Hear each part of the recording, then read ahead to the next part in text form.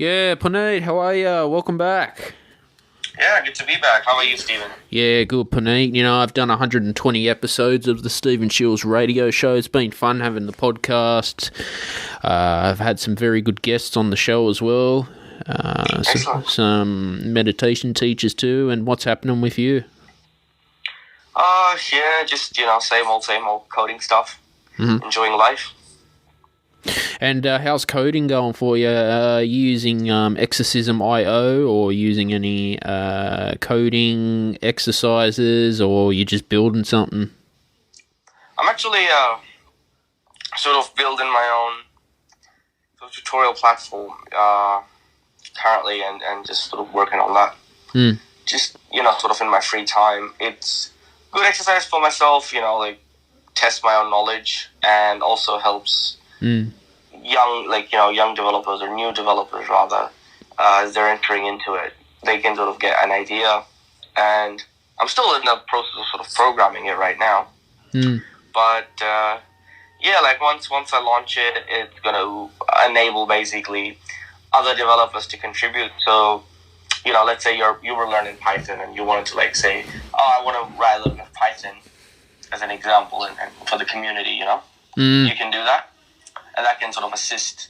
So it's kind of like a one-stop shop for new developers. I don't know about experienced developers, but definitely new developers can come there and benefit from there. Exactly. Like I've noticed too, like a lot of applications, it's always you have front-end developers, back-end developers as well. And it's it costs money to maintain those servers, Punit.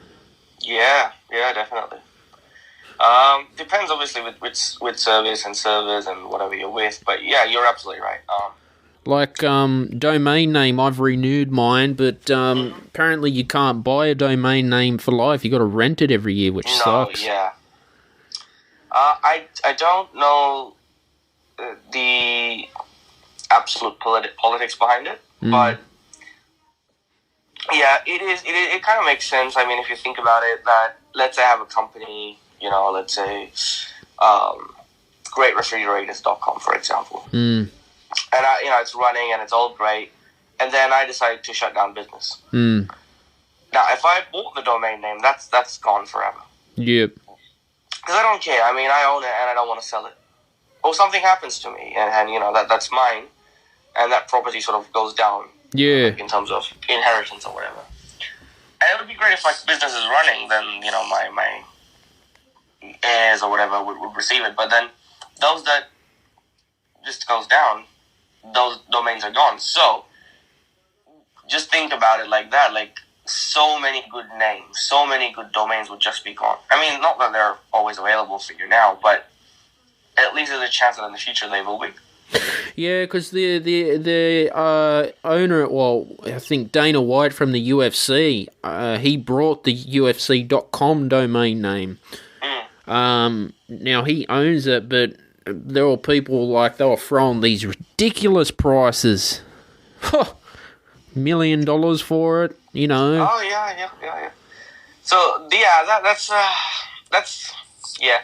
And that's not even the worst part, honestly. The thing I find a bit annoying, and maybe I shouldn't say it because I could get in a lot of trouble with other peers in my industry, but there's such a thing as domain parking, which is basically the practice of going, this is a cool name, for example, google.com. I had another O to it, GOOGLE.com. And then it's, I buy that, and then I'm like, okay, what's a good thing? Apple is a good, banana is a good, for example, because Apple's great there. So, I'm like, orange.com and this.com and that.com, And then here I go, someone's actually wanting to, launch a company. I don't actually have a company, I just have those domain names. And someone actually, let's say Stephen Shiels, Shiels Production, I buy that, for example. You're Stephen Shiels and you're like, I want to create my own company. And you go ahead and look for that. That exists. There's no website associated with it. So you know that that's just an empty domain that sits there. Now that you want to do something with it, it's like the cost is, $10,000 because that's the price I'll sell it at. Yeah, because I with GoDaddy I pay about $21.95 a year, $21.95 for 1 year. Yeah. I mean, yeah, that's correct. So if your domain, and also it depends. Like, okay, if you wanted to go buy Google.com, because Google gets so many hits every single day, Google is worth a lot.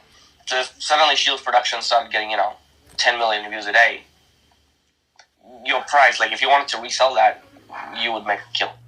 Yeah. That you can actually purchase domain names for 5 years even. And then you can purchase them. You can rent them out for like a long time. Because I rang GoDaddy's customer service, they told me even the big tech companies like Microsoft and Apple have to renew their domain name every year. Yeah, absolutely. But see, I thought if they got all that money, why don't they just purchase it for life and that's it? There's no such thing. There is I forget the name of the organization, but they basically control the domains, right? So, have you ever wondered why most of the things are basically .com or .org or like country initials like .au or IN or US or whatever? No. So those are called top-level domains, and there's no particular reason you can't have a new weird type of top-level domain. Some are registered and stuff, but there's basically an international bureaucracy there to prevent things, going on, like things like the dark web, or perhaps things. That's not really true, but there's a bureaucracy there to sort of control and monitor what's going on. Because you've got to think about it, this is a massive infrastructure, right? It's literally like an address. Your domain is an address, right? We call it an address. What is the URL address? So if there is no sort of control over it, I buy Google.com in Australia, and all the Australian traffic goes to my server in Sydney. And you buy Google.com in America, and that goes to New York, for example. Someone else buys it in India, goes there. Someone else buys it in England, it goes there. So, no, you want to say, okay, well, when you go to Google.com, in the entire world, it has to go to a certain location only. Right? So that's the international, that organization basically keeps a track of that and then goes, I am not going to allow this address for anything else. But if we keep doing it, so we're actually in a crisis at this point, with IP addresses. Now, are you familiar with IP addresses in general? Yeah, I know them. Yeah. So what we used to use was called IPv4 addresses, which was basically, it looks something like this, 192.168. Another couple of numbers, so 0, typically your home internet IP address is going to be, your router IP address is pretty much going to be 192.168.0 or 1.1. That's typically where your router is sort of sitting. And, so that basically tells you that you can have up to 255.255.255.255. That is the max number of addresses you can have on your router, basically, right? So that's a lot of devices, for example. But that's still a finite number, right? Like, the maximum range you can have is from 0 to 255. So what you've got is you've got a 256 times 256 times 256 times 256. That's a massive number, but that's still a finite number that we've got. And with, like, devices and everything, that number is very, very close to being hit. So many servers around the world, so many of that, so many devices, everything pretty much. Routers, modems, switches, phones, TVs, everything. So what we're doing now is we're using something called IPv6, which is being used in some places, and you might have seen some weird long addresses there. Especially if you control your own server, you might see it. The point I'm making is that these IP, our URLs also have that IP address. That's basically it's like a house. If you want to use the space, rent it. But if you don't, it's like a hotel, basically, right? You need the space, you can rent it, but we can't sell it to you because then you might die or leave, and that space is just useless. So you get Vince McMahon own it while WWE he wants to buy out all these small organizations. for some reason. But what's the go with that? I've never understood the whole buyout. Buyout what? Buying out smaller wrestling companies because he wants to be the be-all, end-all of wrestling. The WWE. Yeah, I get what you're saying. Okay, no, look, you're right. It's capitalism, man. But it's like, you know, it's like when Facebook bought Instagram. Yeah. It's a very profitable, very successful company. Or when Google bought YouTube. Mm-hmm. I think YouTube, if I'm remembering correctly, was in a crisis mode at the time. But anyway, it's a very successful platform. Mm. And, you see future growth with this. Either it's a competition to you or it's just a very, very good business opportunity, you know. Mm. And, like, okay, Shiels production, for example, you know, it's booming up for it. Like, you know, say 5 years down the track, it's going great. You know, one of the music giants might come along and go, all right, we just want to buy this because, I mean, you can try and you can scale up, but, you know, unless you're like very, very lucky, like Facebook or Microsoft or whatever, like, sure, there was a lot of hard work there on part of everyone, absolutely. But there was also lady luck helping them out. Mm. There was, you know, 100% hard work. You cannot say that, you know, it was just all luck. Absolutely not. But there was a bit of luck also, you know, coming along. And most of the companies that are working very hard aren't necessarily going to be Facebook. Mm. You know, they can be very successful, extremely rich, don't get me wrong, but, you know, to reach that level of fame and success is difficult. And that's, you know, where these giants come in and they'll go, all right, why don't we purchase this? We have a lot of capital to invest into your innovative ideas. Yeah. We can take it to the next level. So, you know, like, it might be that, like, with the wrestling, I can't really speak much on that because I don't know, you know, I mean, I don't really follow that culture too much. But, yeah, you can say that this, what's the word I'm looking for? You know, it's benefit for both. Like, say, Shiels production, you know, like, in your lifetime, you would have made $100 million or $200 million or $500 million. You know, like, a giant comes along and says, oh, wow, I see enormous opportunity here. However, you will never have the capital and the infrastructure to back this up. Maybe not in your lifetime. Maybe, you know, a couple of generations down. Yeah, absolutely. So what they'll do is they'll say, okay, we'll give you $1 billion, for example. And, you know, that's more than you earn in your future, at least. Or in the next 10 years, you're not going to earn $1 billion. So they'll come and give you an outrageous amount. $1 billion is probably a very vast number, but yeah, some outrageous amount that you're obviously agreeing with. Because then you can take your passion, your energy onto more fresher projects that you've been thinking about. And they can convert your project, you know, into a cash cow and, you know, and increase its popularity. And then basically see your vision come to life. Because it might have taken you 30 years and they can do it in 10. And you can work on other stuff. So it's a win-win situation in many cases. So it's better than, you know, you hear about these hostile, you know, takeovers that other companies do. And, you know, like, there are companies out there like, oh, you know, oh, I'm a giant, but I don't want another company to succeed. So, you know, for example, like, let's say instead of buying Instagram, Facebook could have run it to the ground. Like, they've got the capital, they've got all that stuff. They could have possibly done that. But they were like, nah, like, this is a good investment, this is a good opportunity. And so they purchased it. Well, sometimes, like, they'll buy it and you can run it, you know, like, the owners can run it, like, the founders can run it. So the vision is still there, the visionary is still there. It's just all the funding that you needed is now available for you. The problem with Facebook, the government has cracked down on them about leaking people's data as well. Yeah, I know. It's all over the news, and it's. I'm walking away. I'm using Webtalk, as you probably heard. But it's okay. I mean, firstly, I say, don't be gullible. Secondly, look, I understand that there's harmful effects of data and all of that, and, like, you know, I understand. I am very cautious of it. But if if you truly want privacy, you have to go back to writing letters, or screw that, smoke signals or tie them to pigeons and shit. That's how I think I should live sometimes, the letter with a pigeon. Yeah.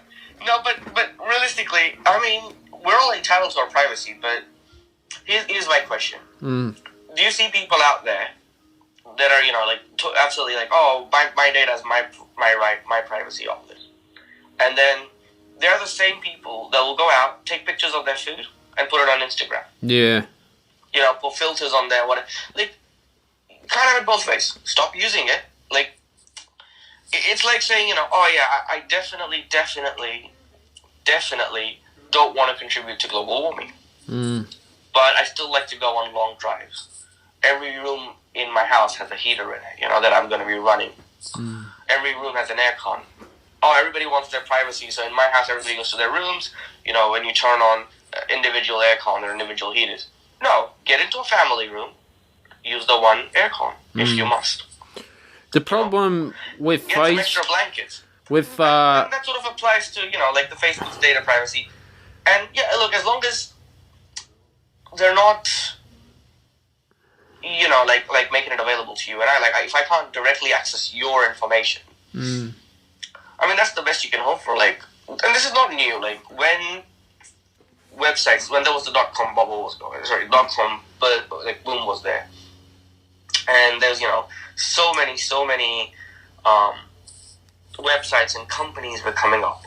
They actually asked that we should charge a fee. There was some sort of debate that they should charge a fee to allow people to use their networks. Kind of like saying, you want to go into this club. Like, if you type in google.com, you must have a subscription. It's like cable. If you want this particular, channel or whatever, like your HBO, you got to pay for HBO or Netflix. Yeah. Like that. So, but then people didn't want to pay for that stuff. People strictly didn't want to pay for going onto google.com. So when you don't pay for the product, you are the product. The problem obviously they have to make money.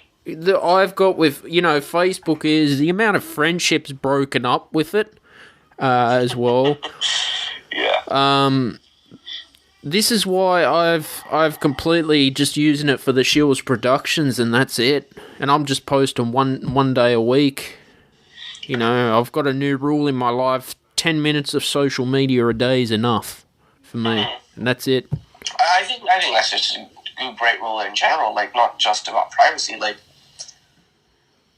the question is, we're not Batman. The point is, we're not Batman, and we don't do anything in our lives that requires daily updates. You know what I mean? And I mean, I don't know when the last time I posted something on Facebook. I have Instagram, I have Twitter, and I have 0 followers, or I'm following nothing. I got them purely because I was like, okay, I need to do this, to know this because I'm in the industry. But I soon found myself, like, I was at one point, I think, addicted to Facebook. Yeah. I wasn't making too many posts, but I was spending enormous amounts of time on it. And, I mean, look, it's great to pass the time. But, since then I sort of read this quote, and it kind of stuck with me, is that, only leave till tomorrow what you're willing to leave, forever. Like, because, like, you don't know if you're going to wake up tomorrow. With Webtalk is they're sharing 10% revenue share for life for all the members, and I'm already monetized on Webtalk. Yeah, which is cool. No, that's great. Like, I mean, okay, is there a fee for joining? No, but you can get a pro membership that stops, like, advertising, which is pretty cool. Yeah, but see, that's the point. So anyone who's joining for free, they're still the product. Their data is still being collected. And when you join as a pro, maybe you don't see the ads, but doesn't mean that your data is not collected.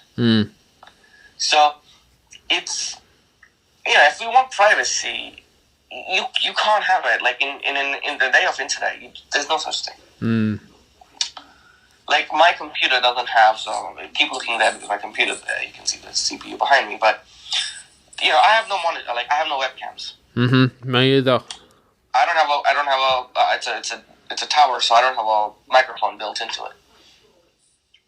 That's a hardware lock. No matter what the hacker wants to do, he cannot hack my webcam. Mm-hmm. He cannot hack my microphone to see hear what I'm doing. But my phone, absolutely. So I want my privacy. Go back to landline. Yeah. So it is. So it's all about that. It's it's comfort versus privacy. Mm. You can't have both. It's just not possible, unfortunately. I mean, it is actually. I shouldn't say it's not possible. It's just very difficult to go back. Mm. We live in an age of information. To say that I want absolute anonymity, like, I use tools. I use various tools to protect myself. Mm. And just because I have this doesn't mean I'm guaranteed safety. People can still look at the screen, people can still hack into my machine and look at the screen, like what I'm watching and stuff. You want a PC or a Mac? I have both. Because Macs... I have a Linux too. Apple's as an operating system. Macs are very, very difficult to hack for some reason. I wouldn't say that. I mean, look, they sure don't make it easy. Mm. Absolutely right. But it's not like Windows is like, oh yeah, let's build in backdoors for hackers to use. Yeah. Right. Now, and I could be very wrong about the statistics I'm about to quote, but I feel personally that more people have PCs than Macs. Yeah, because they're cheaper. Exactly. So, what device is more readily available is easier to hack into. Mm. Because people are like, oh yeah, I want to create a massive wave. So, how can I reach the most people? Well, through this. If I'm just going to, every car has a chip now. So if I wanted to hack a car and really cause chaos, what car would I hack? I don't know. Which is the most popular car? Tesla. No, every car has a chip. But yeah, you're right. Tesla. Want to make money? Tesla. If I want to make true money, Tesla would be the place to go. If I want to hold a ransomware, for example, maybe Mac might be, because people who buy that tend to have money to spare on a Mac. I can get a PC for $500. I can't get a Mac for $500. What about Julian Assange with the whole WikiLeaks, and he was hacking government databases with real top secret information? This was before me and you were born. Yeah. And they were just using a shitty PC. No. I think he was using. I mean, look. I think he was using a Linux OS. Hmm. And I don't think he was using a Windows PC. And I think that's a bit of a misnomer, saying Mac and PC. I think it's just Mac is an operating system, and so is Windows and Linux, and then I don't know if there's others. I'm sure there are, but it's I don't know much about Julian Assange thing, so I don't want to comment on that. Mm-hmm. But it's all of that stuff is basically you don't know what to believe. There's the government, and then it's like everything is political. Everything is political now. I don't know if political is the right word, but everything has sides, multiple sides, and you might never know the actual truth that actually went down. I'm looking at you, for example, from my own perspective, with my own biases and cultural opinions and environment that I grew up in, and all of that. Mm. You're looking at me that way. You're looking at yourself in that way. So perhaps the way you see yourself and the way I see you is completely different. Mm-hmm. You're looking in a mirror and I'm looking at you. We're both seeing the same image, but we might have very, very different ideas of it. It's basically that. It's and then it's like to say who's wrong. Am I wrong when I say that you have brownish hair? I could be. I have color blindness, but and then you look at yourself and you go, yeah, I have. Let's say you're like, oh, I have a particular shade of brown. We're both right in a certain way, but who's there to determine who's the most correct? It's like that. It's we're saying, oh, government's there's people out there, oh, government's spying on us, and this is happening and that's happening. Sure. And to those people I say yes, but okay, there's a few ways to go about it. When I say it's impossible, I mean it's not impossible, it's just highly unlikely. Well, the FBI, if you watch a show called Declassified, they can just tap your phone calls and... Yeah. What? Well, look, it's simple. Okay, forget about tapping your phone calls and stuff like that. Look, when you had landline, right? Yeah. This is what we used to do to my neighbor's place when I was a kid. Just because, just for kicks. So landline, and their landline basically went through the roof, and that roof was adjacent to mine. So it was going. And in India, we have something called terrace. Yeah. Yeah, which for people that don't know is basically just after where your roof should be, it's just a flat block basically. It's not it's not the roof shape. Anyway, so on the terrace we would go, and there was the phone line, and we would basically put a little cut in there, attach our own little cable to it, to another landline that we had in the house that was just sort of sitting there, the telephone, and we'd just plug it in, and then we basically lift it, and you can hear the conversation. Right. So, and that was just for kicks, and then we would laugh, burst out laughing, God. and they'd be yelling at us, and it was just funny. So that's stuff like that. Now, that was because the information was being transmitted through this copper cable, and essentially the government could have listened into you at that time, because it was going through the telephone exchange, which is run by the government. Likewise, the telephone towers, just because it's wireless doesn't mean it's not still going through the telephone exchange. What about your mobile phone? Yeah, that's what I'm saying, a mobile phone. It's like, if you want to really, I'm oversimplifying it, but if you want to really think about it, you can imagine invisible, intangible wires going out of your phone. Yeah. Towards the telephone exchange. So, basically, a kid could get a little invisible, intangible knife, cut a little splice in there, and attach his little cable into his own landline, and he can hear everything that's going on. So it's basically that, saying, oh, government is reading or listening to the thing. Well, they can't. So what's the alternative, right?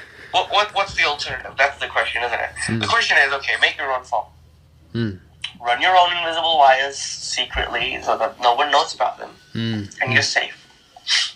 But see, with satellite phones, can they be tracked? Sorry? Satellite phones. Which ones? Satellite phones. Yeah.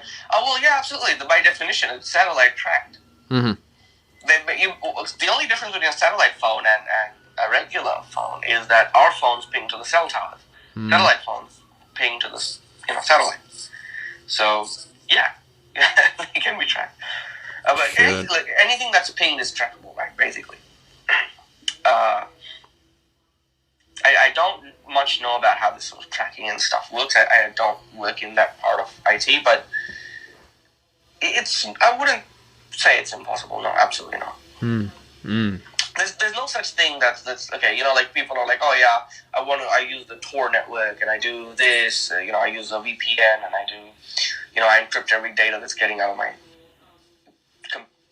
computer. I use this type of encryption, and I use the dark web so that no one can ever trace me. No, it just makes it hard. There's no such thing as, oh yeah, I cannot hack this or I cannot trace this. Because otherwise we would have criminals doing all kinds of terrible, terrible things, and for us to have no way of stopping it. But to hack any computer, that's not easy. No, it's not easy. Yes, that'll give you. But there's literally experts and professionals out there that do that, and sometimes it's required. What about terrorists? Yeah. Can we not hack their phones? We can. Exactly. Well, we must. We need to find out what's going to happen. It prevents life, loss of life. It saves life. Loss of financials. There could be a cyber attack on Wall Street, so there would have to be deterrents for that. Well, if you watch Declassified, you'll see how the FBI role play with criminals and get wire transfers. It's on Amazon Prime. You got to check it out. Yeah, but I might have a look at it. But yeah, it's and that's actually funny thing that you say Amazon Prime, and that's exactly why piracy isn't dying. Yeah. We're like, oh yeah, we've secured this. This is unhackable. there's a little asterisk on there for now. So, that's why like things like antivirus software and stuff, they're constantly being updated because, you're literally always just like one step ahead of the bad guys. Look, I had antivirus software in my undergrad, but I found it was just taking up too much memory. I don't use antivirus. Yeah, I mean, look, first of all, if you don't go on unsafe sites and you don't have real enemies, you're fine. I will still say that I will still recommend antivirus software and all that, but you're okay. You don't necessarily need one. Well, Macs have got antivirus built into them anyway. No, they don't. No. See, that's a common misnomer. People think, Macs are unhackable or all of that. It's not. It's just more difficult. That's what it is. It's nothing is impossible, right? Okay. Do you know the perfect, most secure system in the world? What cloud is it? Nope. It's a computer that's not plugged in. Yeah. Switch it off. Yeah. That's the one. Because otherwise, like, it's really okay. And sometimes, like, hacking, we think, hacking is like this guy in a hoodie tapping away at the keyboard, in some cafe, probably in Russia. But it's not. It's sometimes hacking takes many, many forms. A lot of hacking is social hacking. I'll know you, for example. If I want to hack you, I'll observe you, I'll understand you, and then probably just guess your password. That's the quickest way to do it. That's social hacking. Another time I read about this. So what exactly they did, I forget. But basically, what they wanted to do is they wanted to get the password, and while your password is in your RAM, it's decrypted, or at least it's in a format that is readable, right? Yeah. So what they did is they basically got they got the CPU, and they basically cooled it down to some minus whatever degree, right, Celsius, and then as the person put the password in, they literally, and these things work on capacitors and stuff. They literally, it was frozen to like some minus 200 something. They just lifted off the RAM, put it in a different machine, and then read the value. Jesus Christ! Because that's a physics hack. Yeah. Because electrons slow down at a certain, like, don't stop, but they slow down, so your capacitors will retain a charge for a little bit longer than they would at room temperature. Yeah. So they literally just lifted it, put it in a different machine, and then got the password. Jeez. How do you stop that? How do you stop that? Like, you can't. You can't stop that. That's a physics hack. So stuff like that, like, and you're reading about this, and it's really fascinating if you look at blogs about how people perform incredible, hacks and stuff like that. I mean, I'm not in that profession. I'm sure there's much more impressive stories out there, and might be misremembering this one as well. But yeah, that's what they did. They literally just lifted up the computer's RAM, and that's incredible, in my opinion. Like, you would think, I've got all the best software in the world, and that won't do you any good because they literally just hacked the hardware. Well, the banks are always getting attacked with hackers all the time, and they're supposed to have one of the best security systems in the world. Nothing's foolproof. And I don't understand. They're spending all this money on cybersecurity, and yet somewhere there's always a leak. I don't get it, Punit. I really don't. Think about it like this. The cybersecurity people, they're basically fighting a war. Always. Right? And it's like you've got 1 million attackers. And if you manage to stop 99% of them, that's a good job. There is no way that you can stop all of them, 100% of them, 100% of the time. But, if these people stop doing cybersecurity, all the money would be gone. Right? Like, immediately, all the banks would have a balance of zero. So we can't do that, right? Like, we can't just say, let's... Okay, let me put it to you this way. Do you have security in your house? Do you have cameras and locks and stuff like that? You've got locks, but no cameras. No cameras, right. So, if a man comes around, let's say you're out with your friends and family and stuff. A man comes around, sees the doors are locked. So what he does is he gets a little saw, cuts around your lock, right, and then just walks in. What are you gonna do? So, like, just because you broke into your house and stole some stuff, is the solution to not have locks? No, it's to have better locks, Maybe replace your door with a harder material or put some metal grates or something so that you can't easily do it again. But, next time it comes into the window. But you know what? There's really no foolproof way. You know what's a pain in the ass with these security cameras you buy and they send a notification? If a bird just flies on the door, it sends a notification. So yeah. I don't actually know. I haven't got cameras like that at my place, but I'm thinking of creating my own little camera system around my house, like using Raspberry Pis and stuff. Yeah. And I was reading about it. I haven't tested it yet, but apparently they have facial recognition and object recognition on the Pis if you get the cameras for them. And the good thing is that this is you can code this. So it's not like this data is sort of going back to Google or something. At least as I understand it. Again, I haven't done it yet.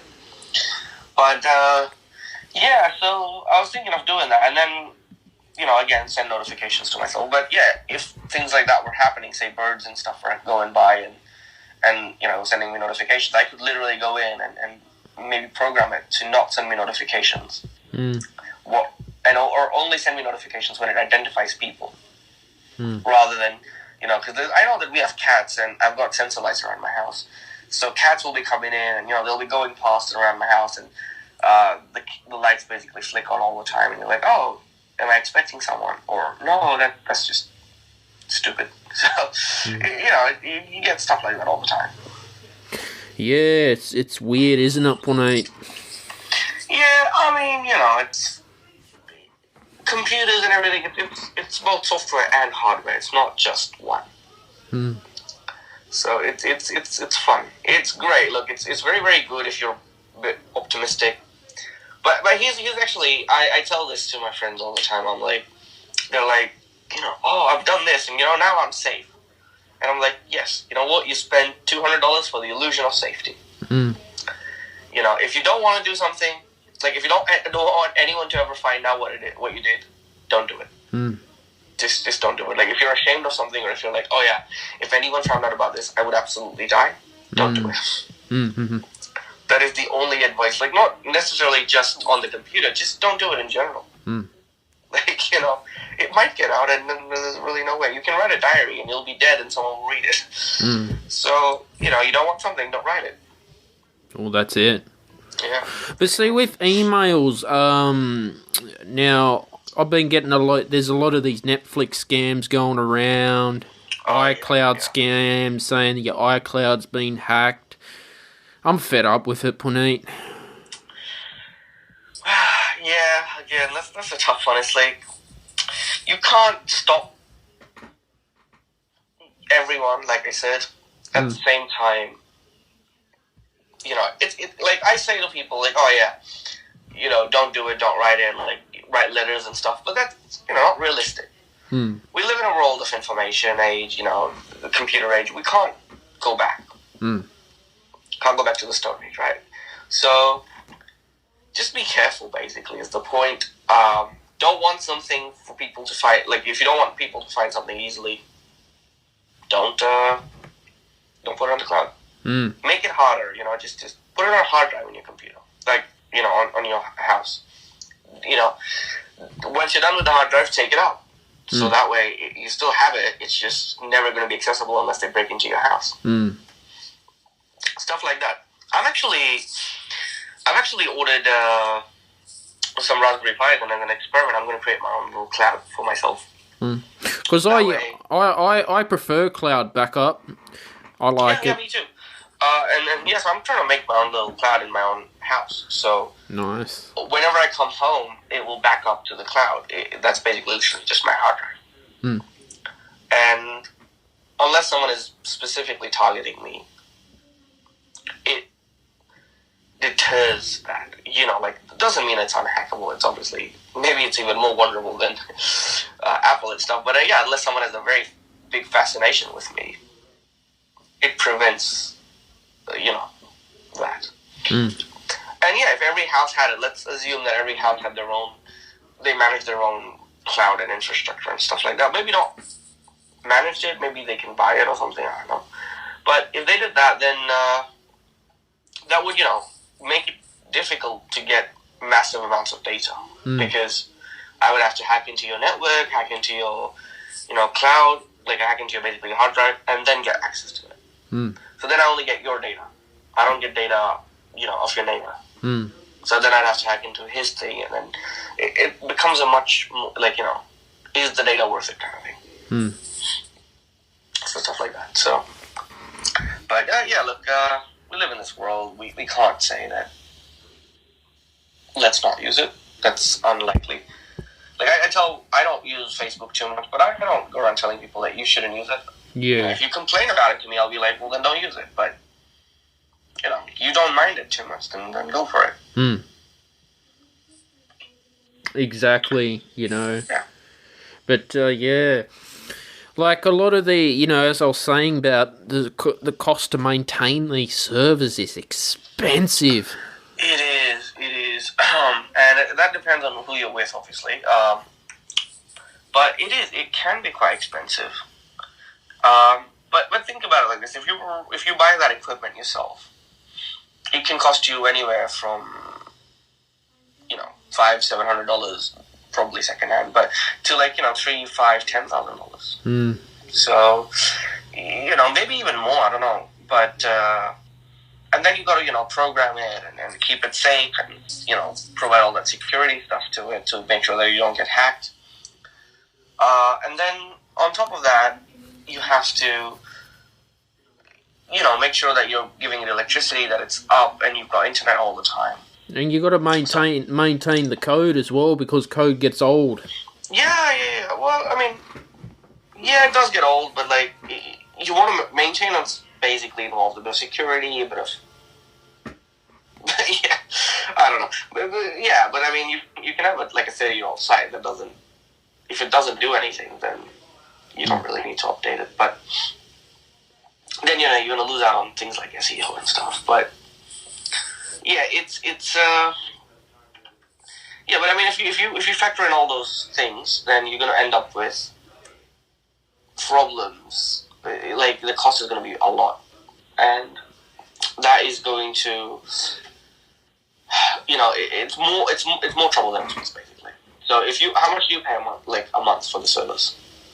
Well, I pay yearly about $300 a year for GoDaddy website. Yeah, $300 a year for GoDaddy, right? So let's put that into perspective, shall we? So you would then, if you bought your own server. Let's say that you buy a brand new one.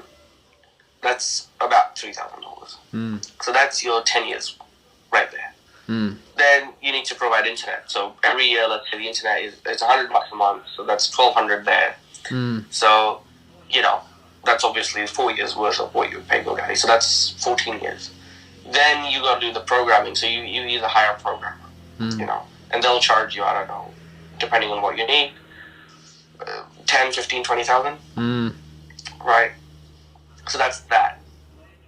Then, you need to provide power. So your electricity bill, you factor that in. So let's say $2,000 for that, $2,000 or $3,000 for that.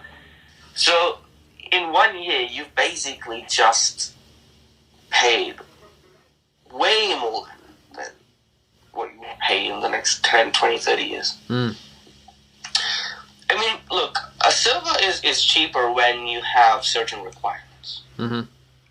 Like Shiels production at this stage, when we were talking and you were telling me, I want this and that, and how much would I do it for? And I said, look, with your requirements, with your budgets, with your budget, it's just not worth it to do it with me or with anyone else. You're better off just doing it yourself. After a while, GoDaddy can get you from A to B. It's like public transport. But if you want to show off to the ladies, you got to rock up in a Ferrari. Yep. The Ferrari is going to be worth, $20,000, $30,000, $40,000. But see, you got to understand that Ferrari's got to make you money in return. Oh, absolutely. Here's the thing: when you put a Ferrari with a bus, who's going to win the race? The Ferrari. Exactly.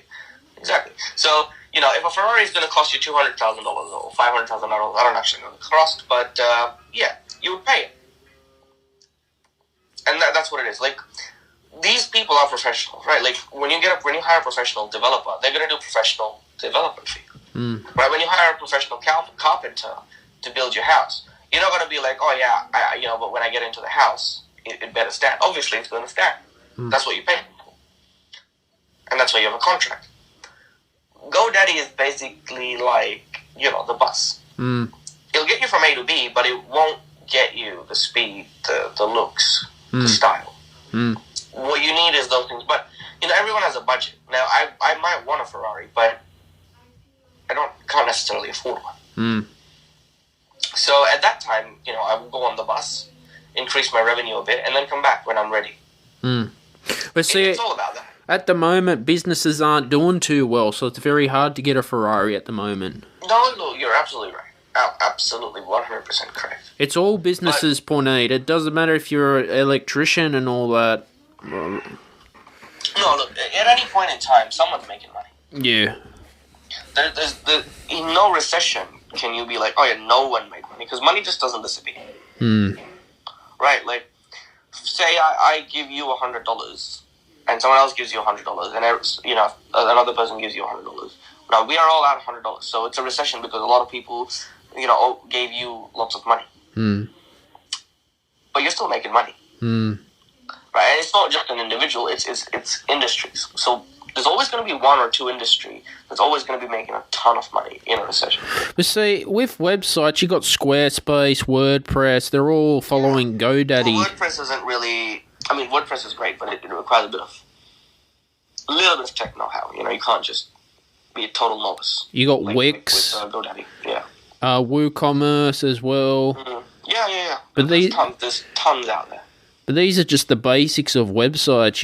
They're not coded properly. They're not. No. Look, they're beautiful. They're beautiful templates. There's no denying that. But they're the blueprints, right? And they're general blueprints. They're like they're a cookie cutter, right? So if you go to Woolies and you buy yourself a cookie cutter, you're gonna get the gingerbread man. You will never get Superman. Superman, you have to make yourself. So that you'd have to go to like someone who's who molds plastic or molds the shapes, and then you got to place that custom order, and that's going to cost you. But then you're the only one on the block with Superman cookies. So it's like that. It's not just about the websites. It's also like software, application, everything. Like there's things out there that exist that let you make software and this and that, even mobile apps, but they won't be great. See, with mobile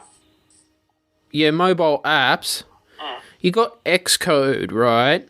But then you got apps where you can just build with a cloud, drag and drop. Yeah, exactly. So Xcode is for developers, and the drag and drop would be for see, actually, that's not entirely what I'm saying. Is not entirely true. So, see, things like Wix or GoDaddy or Voodoo or the cloud platforms, whatever, for making any software. They're not made for general people, although they're mismarketed to general people. Like GoDaddy will be saying, a person the age of my grandfather can make a website. Can he? Yes. Will he make a good one? Absolutely not. He will not make revenue. He will not generate revenue from that. Absolutely not. Because you need to know the know-how. You need to know marketing.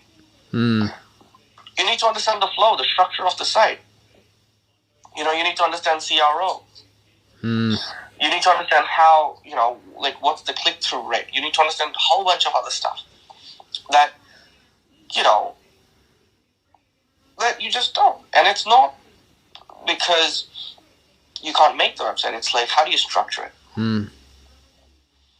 It's about that. It's like me getting on a push bike and going, yeah, I can ride a bike, but that doesn't mean I can compete in Tour de France. So I can buy a bike, but it doesn't mean I can ride one well or efficiently. And that's what it is. It's like, I have a headache, take a Panadol. But, I have headache for 3 days, go to the doctor. You don't go into a doctor's office and go, oh, you're charging $50? Nah, you know what? Forget about it. Right? You don't go to a surgeon and be like, oh, I have a heart problem. then the surgeon's like, yeah, my fee's still gonna be $3,000. You're like, do you know what? Let me, go down to the, local witch doctor. Yeah. He only charges $25, and he's gonna, put a cat on my head, and you basically get the professional surgeon to do your surgery. So stuff like that. The problem with startup companies, how do you get the funding? That's the hardest. Well, here's my advice to startups. Start cheap. Mm. Look, I mean, if you did get partners who are wealthy, that's great. Have a backup plan. Mm. That's a great thing about having a partner, which is that one of them can work, or two of them can work, and the other person can just be totally on the business, Mm. So the business is getting continuous cash income for whatever they're doing. So do good marketing, have good resources. But if none of that's working, start cheap. Yeah. Like, look, there's things out there, like Fiverr, Freelancer, all of that other, go on them. They'll do it for $5. But again, remember, you're paying peanuts. Mm. So you're going to get $5 worth of value. You want something significant, you're going to have to pay a significant price. Mm. It's like, you were saying with the, some domains you were looking at, and they were like, oh, that's worth like a few $1,000s. Like, I was looking at a domain the other day, and that was worth, I think, $50,000, $60,000, something like that. To buy for life? Mm-hmm. Well, no, to rent, obviously, not buy. But shit. yeah, for 2 years, like, I own it, or 3 years I own it, something like that. But yeah, so $60,000. Mm. Well, that means that it's a premium domain. People are going to look it up. People are going to go there. It already has a good, SEO and all of that. Mm. So, I can buy, figsinnatree.com, for example. And that's only going to be worth $20. But then I have to invest lots and lots of money and time into building the SEO. Whereas figs.com, because it's a premium domain, for example, I might not have to invest so much in SEO or wait so long for people to come and click on it. Mm. It's all about that. So, you get what you pay. Exactly. I mean, that's what it is. That's. I definitely understand what you're saying with the startups. Like, I understand. Like, when I was starting out, I wanted to make a little portfolio for myself, and I was looking at designers' fees and all of that, and I was like, wow, like $3,000, $2,000. Although I was looking in the wrong place because that was for a professional business, but still, I it would have cost me around $1,000, $1,200 to get like a good design. Mm. And yeah, my budget was $50. Yeah, I'm the same, man, because I've only been doing Shiels Productions for a year and very tight, mate. Yeah. Especially... It is, but, look, you'll hear people say, oh, you gotta spend money to make money and all of that, and a lot of them are scam artists. Mm. But, I don't know, I shouldn't say, I don't know, so you might have good experience with someone who said that, but, it is, look, I think the more correct version of that phrase might be, you need to know where to invest. Yeah. Right. What kind of image you want to give out? Like, do you want to give out an image of, I'm a $5 website? Or do you want to give the image out of, I'm a $50,000 website? Because they speak for themselves. Well, the thing is, when people are making money, yeah, it's easier to go and purchase the good stuff. Yes. But... well, then you get partners, that's what I said. So you need to have some sort of capital income coming in. Look, one of the examples could be, okay, let's say that you want a website from me, right? Mm. So I say, okay, what's your budget? And you tell me, okay, let's do a little role play exercise, right? What's your budget? $50. $50. Mm-hmm. Yeah. So see, I can't do $50. Mm-hmm. My hourly rate is going to be $200. Mm-hmm. Right. And based on our past chats, I know that your website's going to require something like about 300 hours worth of work. So that's 300 times 200 is around $60,000. Mm. Right. But that's going to give you a really good website. Mm. Another could be that, hey, let me partner in your company. I will get 50 or 60% of the profits, and I'll build the website for you. Mm-hmm. No charge. Right? I will invest the $300 into it myself, and you will get a really awesome website. You just have to keep making your products. You just have to keep making your music, start selling them, and then we'll split the profit 60-40 or 70-30, something like that. Problem is, okay with that? Oh yeah, but how do I sell it, Punit, if no one's buying? Well, that's my job, right? Oh, that would be me coming in and building the website and doing the marketing. Because I'm very bad with marketing. That's not my field, and sales. Yeah, so that's exactly the point. So you would come in and you would you can then partner with me. You can go, I'll give you 70% of the profits, and you can just make your music, and everything's working. But see, a lot of people would just say, oh no, I don't want to pay 70%, or 60%, or even 50%. Well, I'm willing to give you $300 worth. Like, I'm giving you $60,000 worth of work for free, plus maintenance. Regular maintenance, regular marketing, all of that. I have to pay developers, designers, all of that. But people are not willing to do that. But they basically want to stick to that budget, and that's the problem.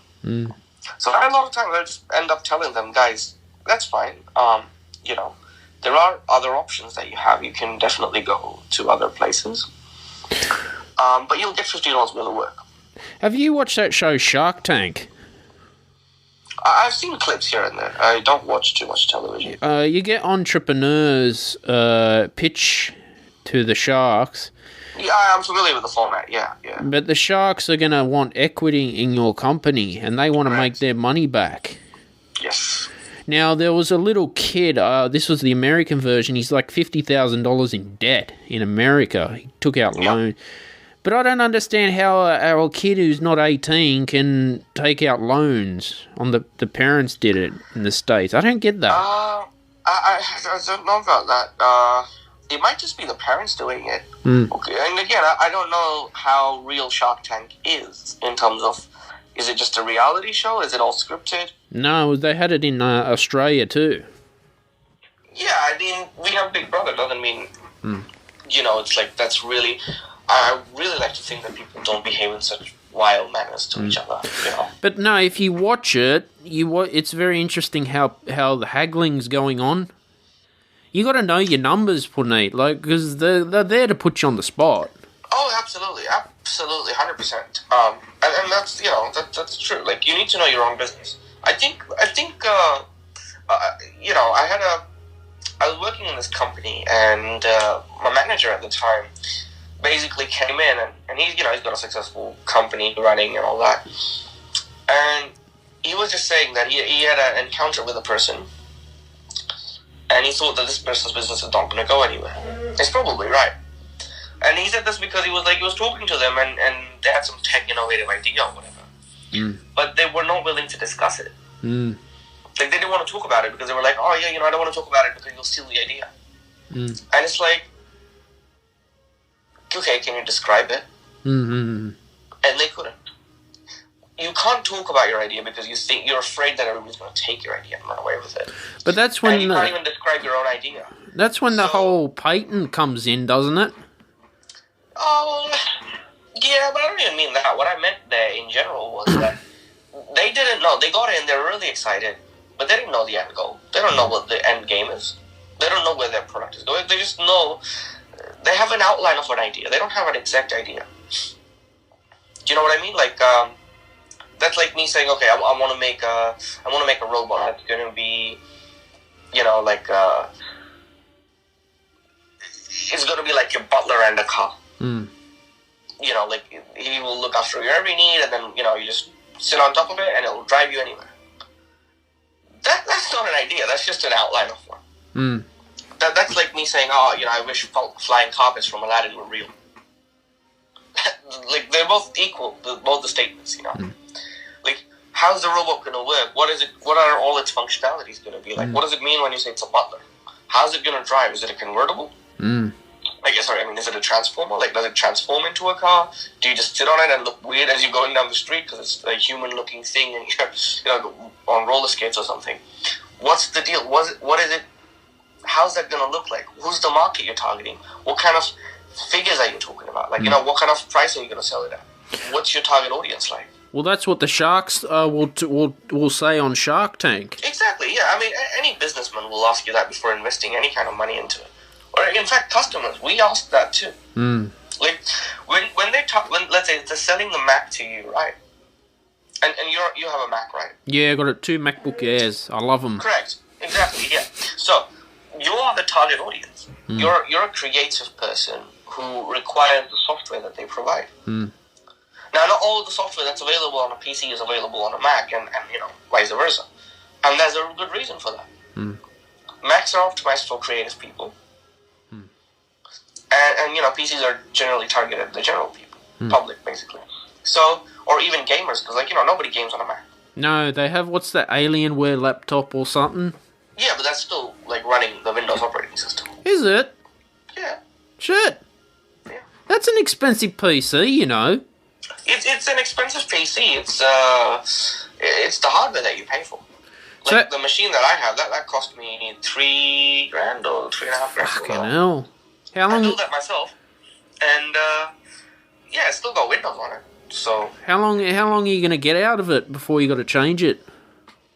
Oh, probably 5-6 years. That's pretty good. Yeah.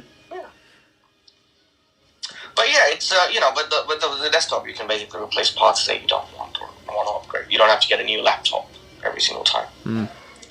But it's like that. So when we're talking about marketing here, it's the same. So when they made the Mac, they wanted to target you or people like you, creative types.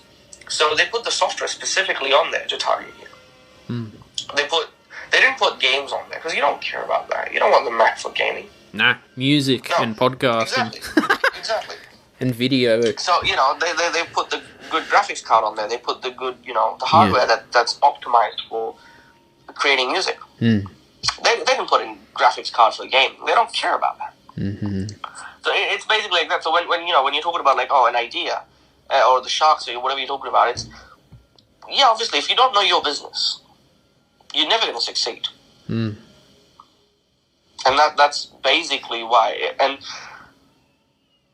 that's why you pay someone who does. Someone who knows what kind of questions should be asked. But see, before the sharks invest in your business, they want to see that you've made money before they invest. I don't know too much about Shark Tank, but if you watch it, they always ask, well, how well's your business doing?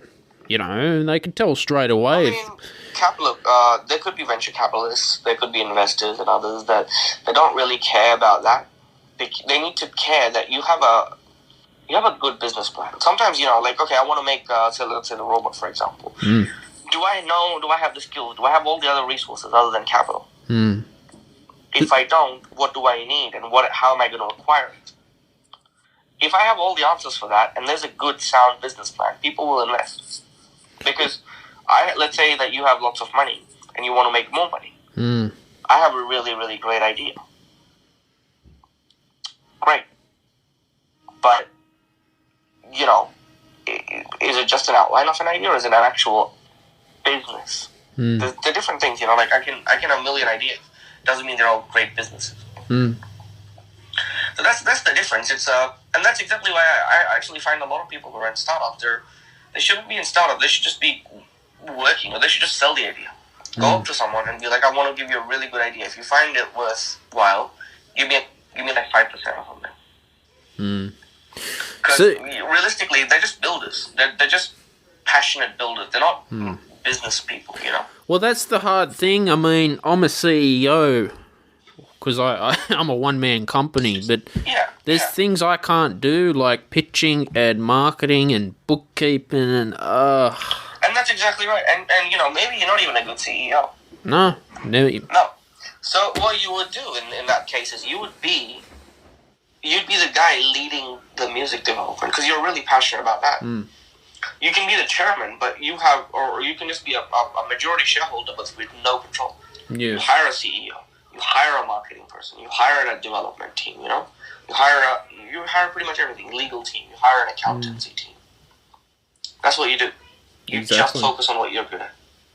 That makes you a good boss because you know what your limitations are. Like, when it comes to filling out, I got knocked back for the $10,000 grant from APRA. But I did all that work myself, but that's not easy. There was a lot of proofreading. No. And there's people out there that you can pay them. Yeah. And they'll write up that paperwork for you in a way that it is, you have a very good chance of getting that grant. Mm. And that's the thing. And they'll say, okay, we'll charge you, say, $2,000 or $5,000 or whatever, right? Mm. And you're like, well, the grant is for $10,000, so I only get 50%. Well, they give you a really good, write-up. That's the whole point. Well, because of my academic training, I kind of knew, okay, I was treating it like I was handing this off to a professor. So I made sure, hey, this was readable. I used Grammarly Premium, which helped, but... Yeah, of course. To write something 300 words exact is very hard. Oh, 100%. Absolutely 100%. And that's the whole point, isn't it? It's like... You couldn't go over the word count. It doesn't make me a writer, you know what I mean? Like, many businesses, I'm sure, use it, but that doesn't mean that they don't need a content writer for their website or their app or whatever, or their blogs, you know? You need a content writer because they're good at that. That's their skill. It's like, okay, for example, what software do you use for music? Music, Dorico and Logic Pro 10. Right. Very good software.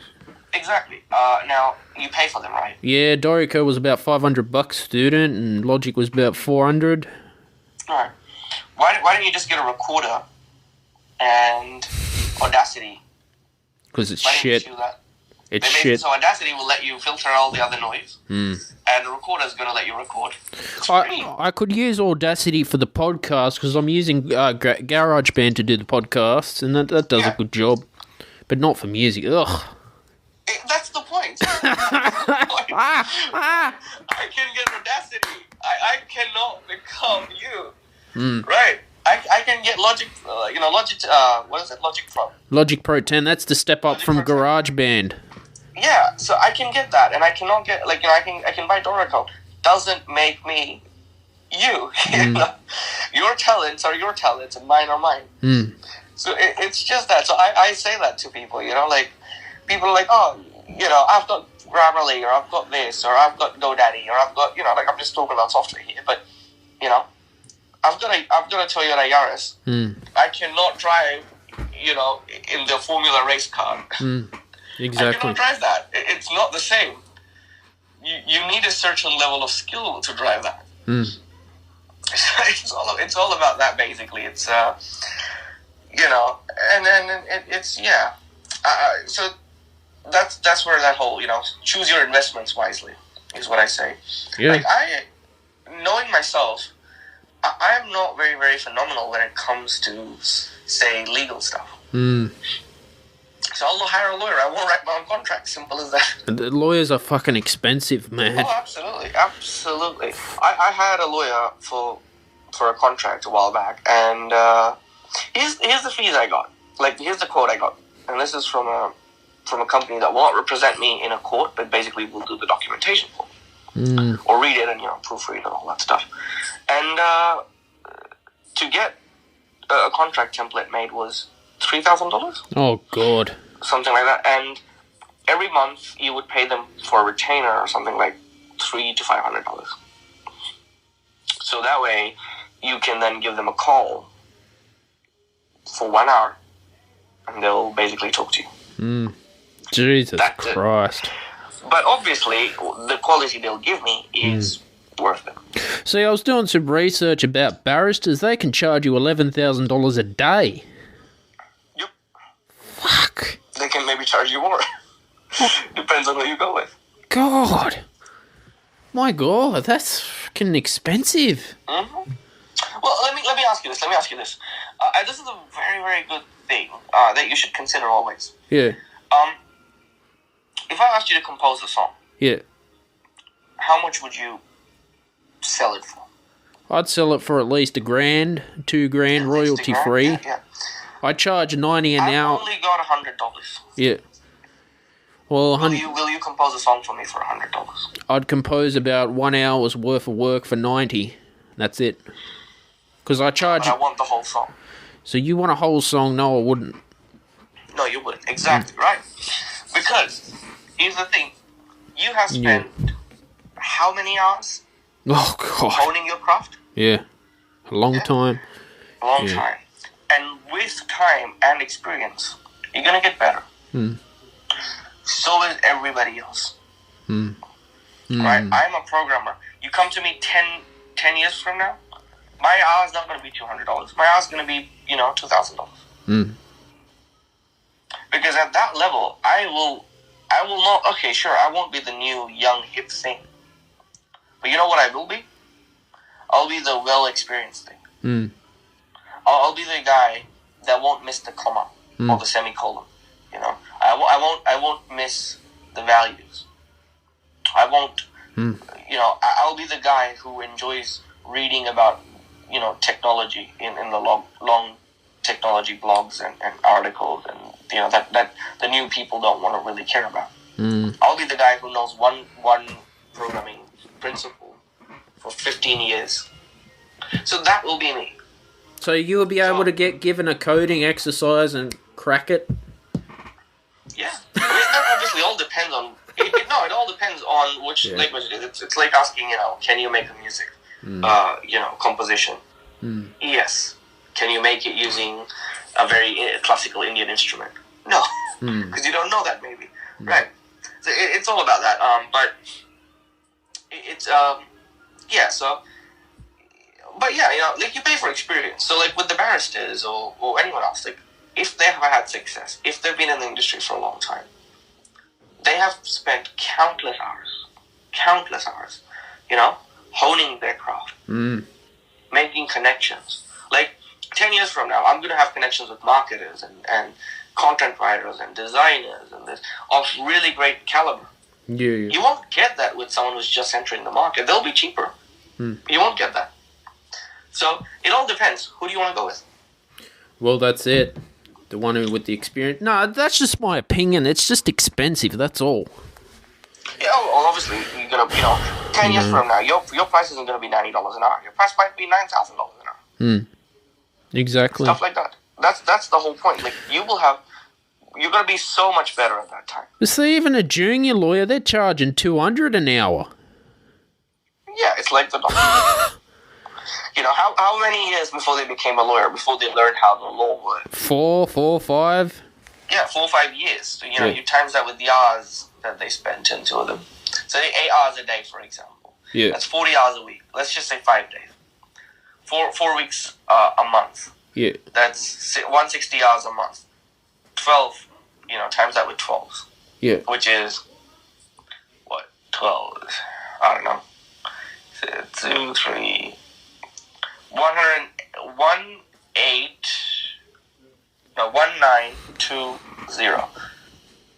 1,000, I don't know.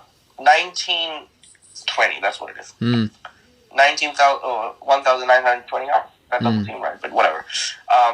That times that with 4. I'm not even going to attempt to do that in my head. But it's a hell of a lot of hours they've spent on one subject. So they'll kick your ass. And, you talk to the guy who's charging you $11,000 a day. He's got that many hours behind him. So, he's going to do a fantastic job of it. And that's basically what it is, And then same with you. When you do your business after so long, if you're still charging $90, you've made a mistake. Exactly. So that's basically what it is there. Yeah, no. Yeah, Punit, look, thanks for coming back on the show today. Yeah, it was great having you. Always great to talk technology and what's going on in the industry. But, anything you want to say before we wrap it up? I probably will have some news for you about my tutorial thing next time we talk. Awesome. Love to hear about that. And, Absolutely.